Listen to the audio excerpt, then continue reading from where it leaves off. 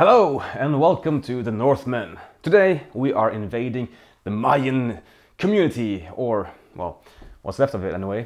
Tzolk'in, the Mayan calendar. And thanks to the Mayans, we get great movies such as 2012. We had basically zero earthquake activity. Fine now. The guy's an actor, he's reading a script! Buckle up!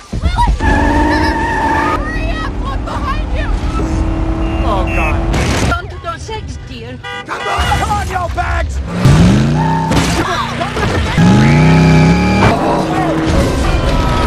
Oh, wow, wait.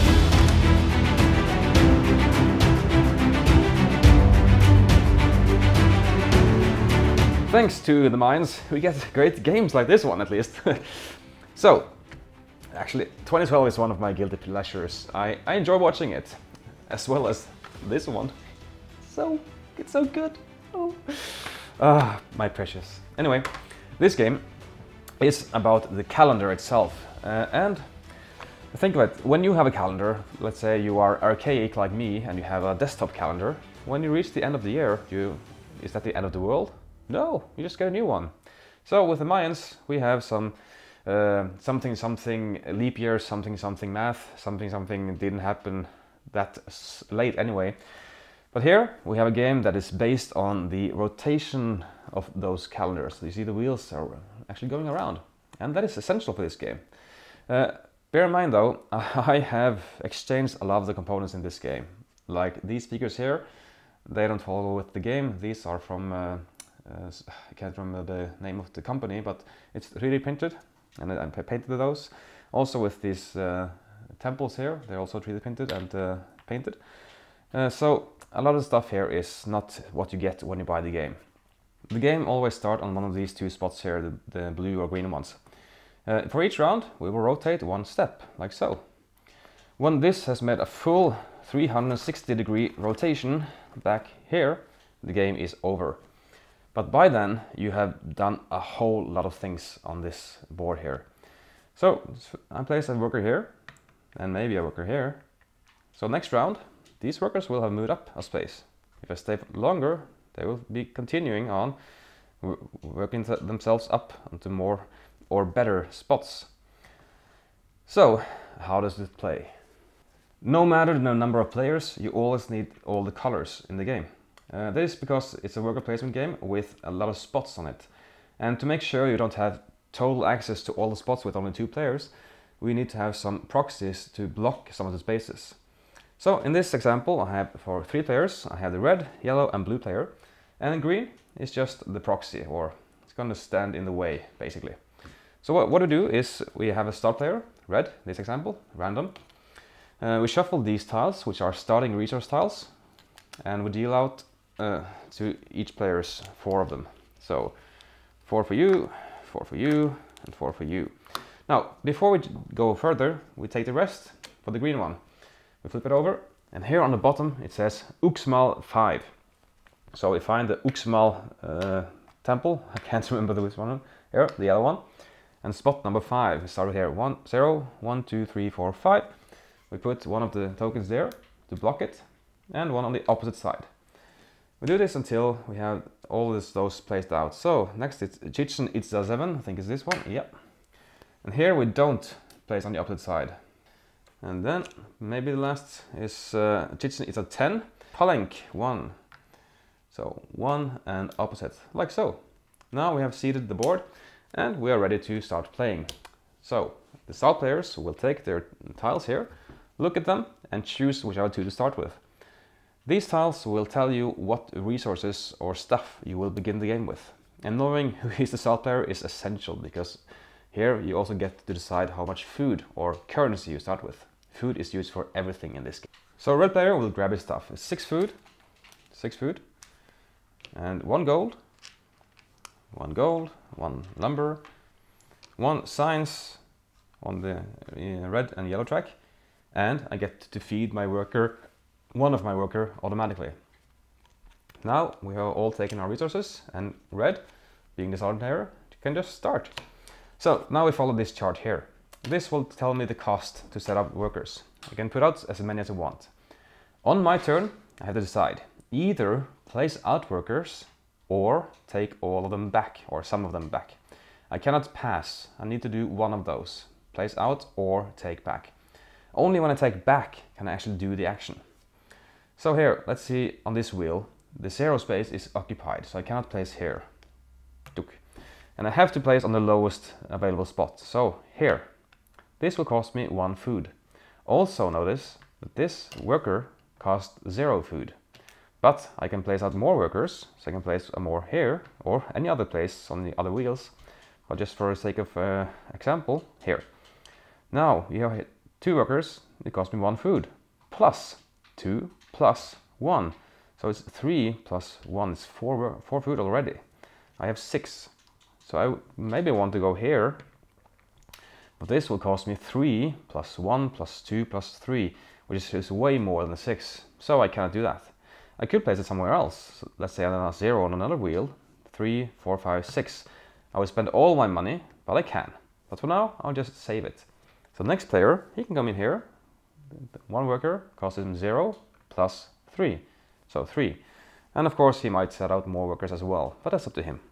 So this chart here is very handy to have, and you can see here the increase of cost from 1 to 2 to 3 to 4 to 5 to 6 workers. And yes, you can get up to 6 workers in this game, which is kind of hard. Here we can see the 2 scoring phases in the game, which is feeding on both. But also here we get resources, and here we get points, and we get new buildings as well. All players have placed their workers. Blue didn't go on this wheel, he made another choice. Maybe he went here, for instance.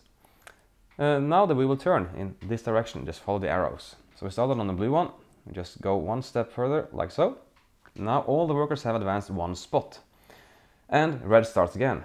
He can now decide to either place his last worker or retrieve workers. And that is very important in this game, the timing, when you do stuff. Now on this wheel, this will provide with food and lumber, not both at the same time. But it's very important also, you see here, because there are lumber spots here and food spots here. So in order to get the food, we need to cut down the forest first. So you can do that, just cut it down and get the lumber. We get 2 lumber in this spot. You see this red player here is here. But he could also burn the forest, just take it away and get the food. But this will anger the gods, which I'll get back to later. He could also just get the food here. He gets 4 food. Here you get 5 and 7 and 9 food, respectively. But if the token is on here, you cannot get the food unless you take the lumber first or burn it. But red decides to just place another one there on the lowest valuable spot, costing him 0 food. And so we go into the yellow. He will take this worker back, take the lumber, takes away the token, he gets 3 lumber from the supply, and takes it in front of him. And that is how the game flow works. On the Yakshilan wheel, we have lumber and many resources, also the crystal skulls from the great movie Indiana Jones. Sorry, no, bad joke, I know. But we have crystal skulls and resources and sometimes food as well. Now notice the color. The last one was green. This one is more brownish or gray, as we say. So the next wheel is brown. And brown, being Tikal, has more techs. You see, these boards here are for technology. And these are buildings. Here you can build a building. Here you can build 2 buildings or a wonder. Here you can exchange resources with the favor of the gods. These are the buildings you can buy, and these are the wonders you can buy. Buildings will refresh after each turn.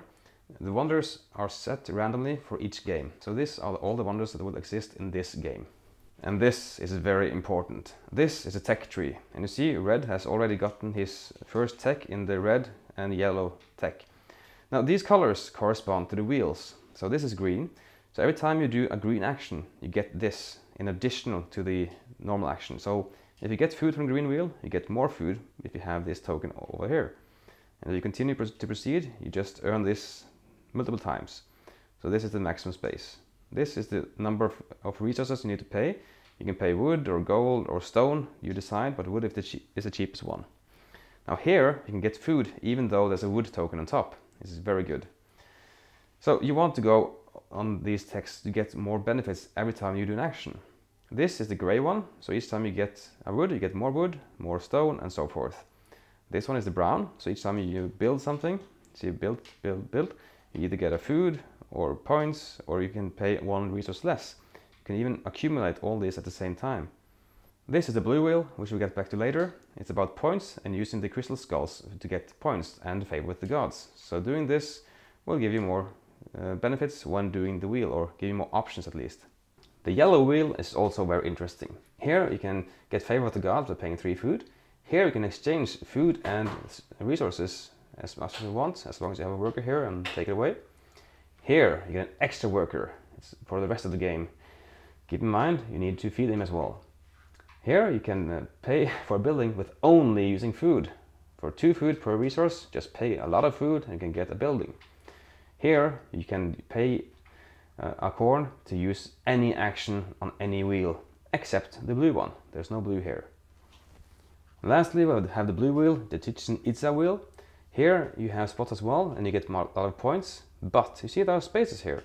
Yeah, you need to have crystal skulls to place on these spaces. So only one player can go here. As long as there's a skull here, you cannot go here. But if you have tech in the blue one, you can also put on a space above where your figure is standing. So if red was here, you could place it here instead of here. That is an awesome thing to have on that wheel. And finally, we have the gods' temples. Now you want to be up here on these temples, because 2 times in the game there will be scoring. And you see here, whoever is on top of this wheel in the first scoring gets 2 points. In the next scoring it's worth 6 points in the next round. So this will increase in value for each round. Gold here is the opposite. The first round is 6, then it's 2. And here is equal on both rounds. So you want to be on these wheels. But also, being high here, 2 times in the game as well, you get resources. So if blue is here and we come to the resource scoring, he gets 2 stone just for being here. Also he gets 2 gold and 2 lumber for being there. So as I said, if you decide to burn a forest to get the food, you have to decrease your god status on one of these tracks. And that's not too bad, but that doesn't give you any points. So you have to decide, is that what you really want to do? Now these can bring a lot of points in the end of the game. 8, 13 and 10 points. That is quite substantial. Being a worker placement game, it's very standard. You place your worker, you get the resources. But at the same time, it's not very standard, because the wheel will physically change or alter how your workers are placed. And the timing is essential. Also, if someone takes a star player, they may decide to use their one-time ability to move the wheel 2 steps forward instead of 1. So this will bring the end of the game closer, but also if you're not on the board at that time, you lose a lot of benefit. So let's say you're the only player without a token on the board, all the other players advance 2 spaces on the track. Yeah, timing is essential in this game. Also, food is essential in this game. Also, the god powers is essential in this game. Oh, okay, you get the point. Everything is essential, but food is a must. Without food, you can't do anything. If you actually run out of food, don't do it. You can beg to the gods by decreasing yourself and get food. And you don't want to do that. It's a bit expensive for what you get back, but sometimes you just have to go on the knees and beg for the gods for mercy. And that is an option. The game is very easy to get into. You just have to realize what all the spots will do and how you can benefit from them.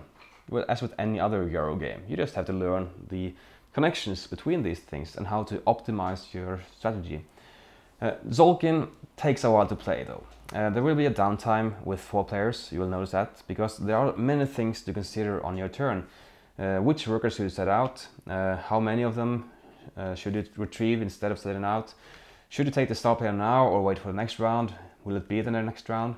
Because each time no one takes a star player, we'll add a food here on the wheel, which will incentivize you to take the star player, because this food is used, we get after the feeding phase.